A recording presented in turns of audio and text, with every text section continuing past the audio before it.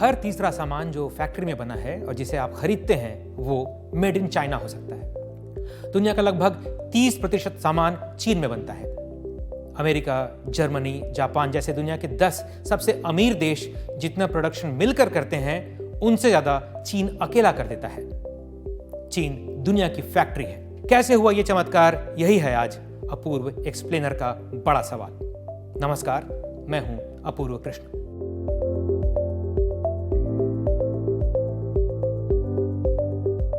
Made in China ये शायद दुनिया का सबसे बड़ा ब्रांड है। Electronics, mobile phone, charger, laptop, light, computer, battery, कपड़े के सामान, खिलौने, मशीन, प्लास्टिक, स्टील के सामान, न जाने कितनी ही चीजें हैं, मेड इन चाइना लिखा हुआ मिलेगा। आसपास जो भी दिखता हो, बस, कार, ट्रेन, बिल्डिंग, हर जगह कहीं ना कहीं चीन का निशान मिल सकता है। और यह कहानी सारी दुनिया की है।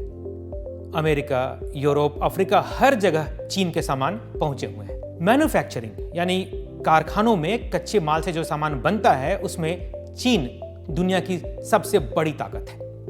वो सामान बनाता है और सारी दुनिया को बेचता है। दुनिया के सारे देशों में जो कुल सामान बनता है उसमें से आज 31% से ज्यादा का प्रोडक्शन सिर्फ चीन में होता है। अमेरिका से 2 गुना। अमेरिका लगभग 16% सामान बनाता है और इंडिया से लगभग 10 गुना ज्यादा। इंडिया 2.87% सामान मैन्युफैक्चर करता है सारी दुनिया में। इंडिया दुनिया का 5वां सबसे बड़ा मैन्युफैक्चरर है। चीन, अमेरिका, जर्मनी और जापान के बाद भारत आता है। तो हमारा सवाल यह है कि चीन दुनिया की फैक्ट्री कैसे बना? यह 3 दौर में हुआ।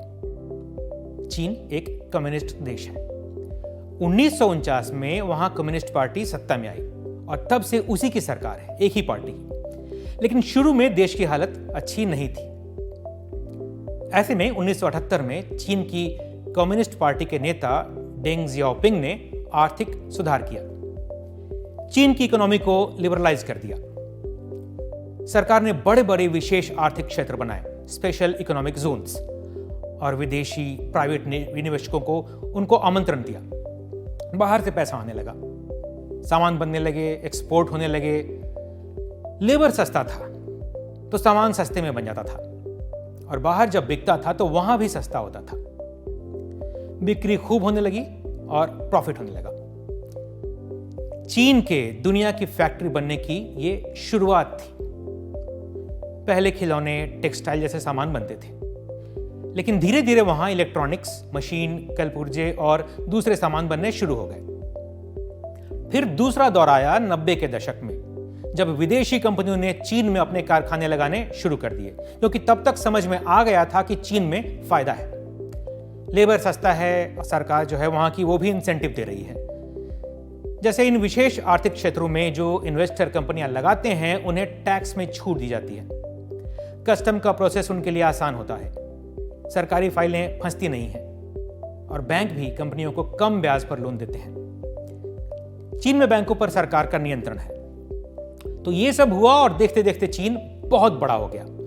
1995 से 2005 तक 10 वर्षों में ग्लोबल प्रोडक्शन में उसका हिस्सा 5% से 10% हो गया और 2010 तक 20% और 2015 तक 30% हो गया। यानी 1995 से 2015 तक सिर्फ 20 साल में 5 से 30%। और उधर मैन्युफैक्चरिंग में अमेरिका और 10 अमीर देशों का जो हिस्सा था 1995 में 70%, वो लगातार कम होता गया। चीन इन सब से अकेला आगे निकल गया। इस बीच चीन ने सारी दुनिया के लिए सामान बनाने के साथ एक काम और किया। पहले वो सामान जरूर बनाता था, लेकिन टेक्नोलॉजी के मामले में वो दूसरों पर निर्भर रहता था। तो 2015 में चीन मेड इन चाइना 2025 इस नाम से एक प्लान लेकर आया, जिसका लक्ष्य था robotics, automation, biotechnology, renewable energy, AI, space, ये जो एडवांस क्षेत्र हैं उनमें काम करना है। और इसी का नतीजा है कि चीन के इलेक्ट्रॉनिक सामानों में या गैजेट्स में 20 साल पहले 25% से ज्यादा कलपुर्जे या टेक्नोलॉजी किसी और देश की होती थी, अब चीन के सामानों में ज्यादातर कलपुर्जे उनके ही यहां के बने होते हैं, जैसे चिप या सेमीकंडक्टर। चीन को दुनिया की फैक्ट्री बनाने में उसे सबसे बड़ी ताकत उसकी आबादी से मिली। 140 करोड़ लोगों का देश है। अमेरिका से 4 गुना ज्यादा बड़ी आबादी है उसकी। लेकिन सिर्फ जनसंख्या की बात नहीं है, चीन ने शिक्षा पर बहुत ध्यान दिया। अब इसे ऐसे समझिए कि 1980 में चीन में 93% बच्चे प्राइमरी स्कूल जाते थे। 2000 आते आते तो यह आंकड़ा और बढ़कर 99% तक पहुंच गया। लेकिन बड़ी बात यह है कि स्कूल के बाद जब आगे की पढ़ाई का समय आया तो इनमें से आधे से ज्यादा बच्चे वोकेशनल पढ़ाई करते थे, 50% से ज्यादा।